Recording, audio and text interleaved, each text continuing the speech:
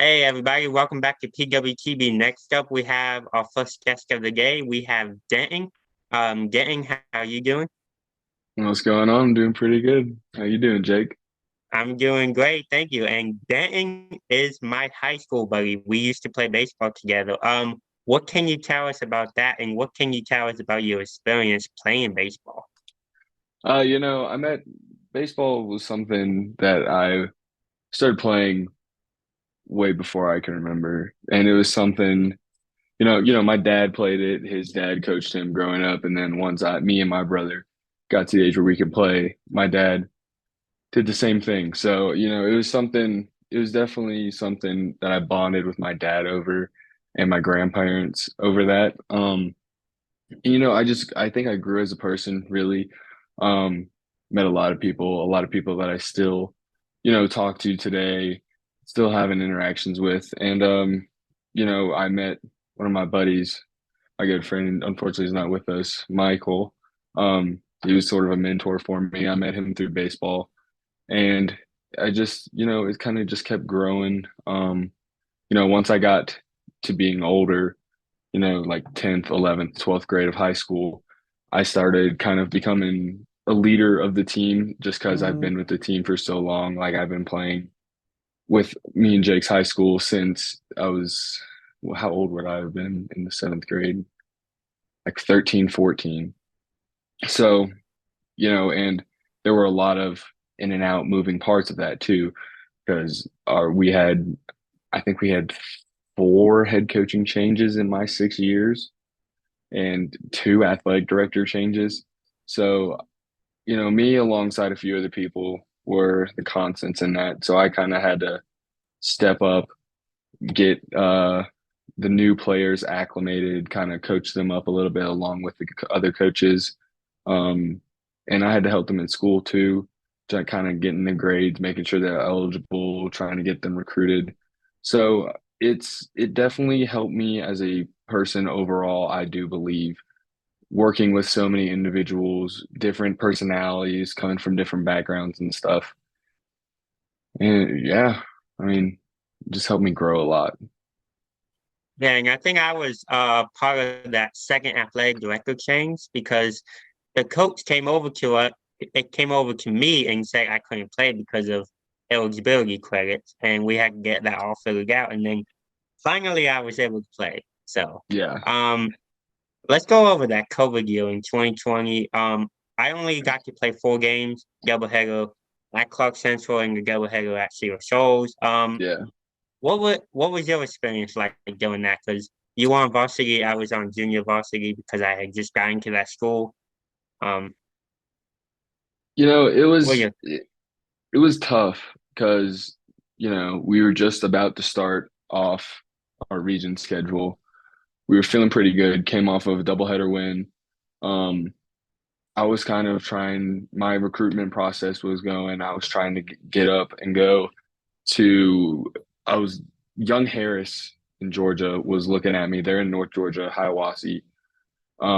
They were talking to me. We were getting in talks. I was starting to talk to other coaches. Literally the next game that we had, coaches from schools were going to come and look at me. So once that was announced that the season was getting canceled, um, it was kind of hard for me just because, we didn't have a lot of filming stuff at the field. Like now, right? my dad has set up cameras so like we can watch the live streams of the games. Like I was watching, excuse me, I was watching the Cedar Central game the other day when we won. So, um, it's kind of tough. I needed that in-person look to kind of get that eye test. They didn't offer me a scholarship at first. I was trying to fight for a scholarship because it's an expensive school. Um, but yeah, that kind of just halted everything. Like there wasn't really anything that I could do. Sure, I could record myself in and off a tee or something, but there was no scholarship opportunity there. I think Young Harris it's a private school too, so it wasn't worth it going there, paying all that money to maybe not even play like or getting at bat, So Right. that kind of COVID definitely ended my baseball career for as a player. Last year, I tore my ACL playing flag football. Went back to Athens to rehab and everything, and I got to coach the JV team over at Cedar. So that's another aspect of how it helped me grow. I'm looking at these guys. Some of them, I coach my brother. Me and my brother butt heads. That's what brothers do.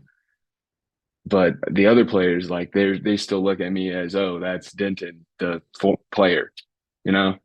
So it it's just it put me into the next step of baseball, really, which is coaching. I loved it. I coached Satterfield while I was still at Cedar, just trying to help build up the Cedar program outside of the school where I could. And yeah, I mean, it's pretty much it. COVID kind of just ended the player chapter, opened the coaching chapter. Yeah, I like how you brought that up. COVID kind of ended my playing career too. I came back that first game my senior year, kind of twisted my ankle, and now I'm like, Yeah, I'm done. I'm not playing anymore. Um, Evan, I'm gonna get you in here. Do you have anything you want to add to that? Yeah, so Den, first of all, awesome flow, by the way. Love the flow. appreciate it.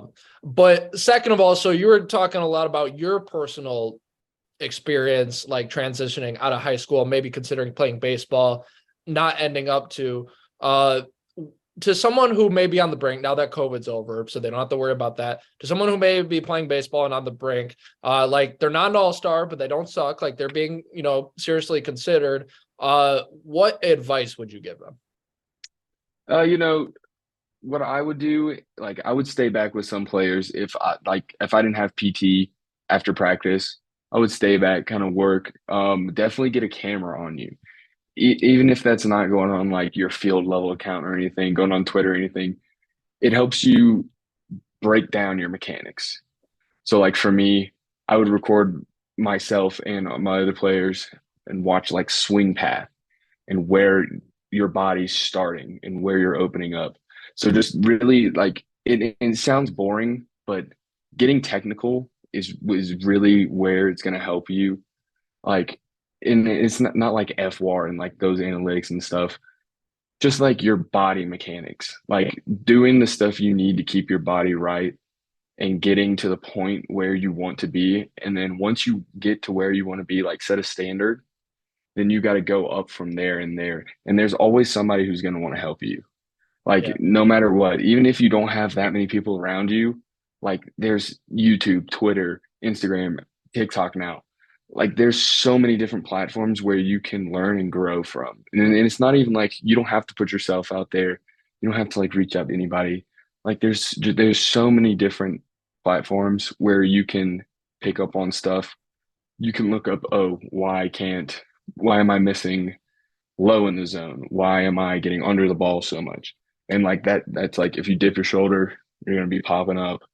You come out at too far high of an angle pitching, you're gonna be spiking it and spiking it and spiking it. So like there's just so many different ways that you can help yourself to do stuff. And that was my thing. Like my junior year or sophomore year was like one of my worst years possible. Like I think I had like 4 hits the whole season. And Yeah. my junior year, vastly improved. I was like batting 280. Senior Yeah. year, I was batting 300 when we got cut off. So it's just really helping yourself, surrounding yourself with those resources.